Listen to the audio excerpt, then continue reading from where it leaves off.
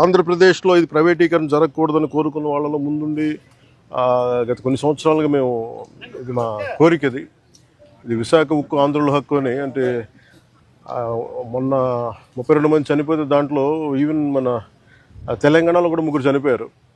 ఇది మన విశాఖ దానికోసం అప్పుడు ఉమ్మడి రాష్ట్రంలో. అందుకని ప్రైవేటీకరణ జరగకూడదు, ఇది మన రాష్ట్ర ప్రభుత్వం కింద ప్రభుత్వ స్టీల్ ప్లాంట్ కింద ఉండాలనేది మా అందరి ఆకాంక్ష. అదేవిధంగా కేంద్ర ప్రభుత్వం ప్రధానమంత్రి గారి నాయకత్వంలో ఇది అలాగే కొనసాగిస్తున్నారు అదే స్ఫూర్తిని. అది ఇప్పుడు మాకు ప్రిలిమినరీగా మేము చూస్తున్నప్పుడు అందరితో మాట్లాడుతున్నప్పుడు అనిపించింది some kind of upgradation is need.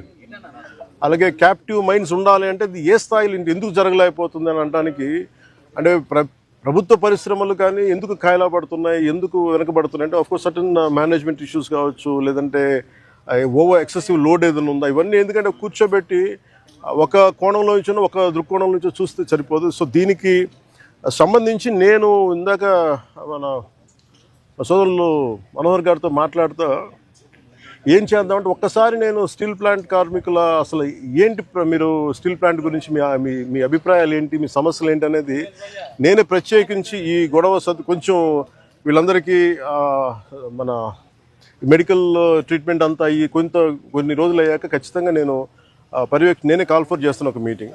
ఒకసారి ఆ మీటింగ్లో మన విశాఖ స్టీల్ ప్లాంట్ కార్మికులు అసలు ఏ సమస్యలు ఉన్నాయి, ఏంటి ఉన్నది నేను అందరినీ సావధానంగా వింటాం.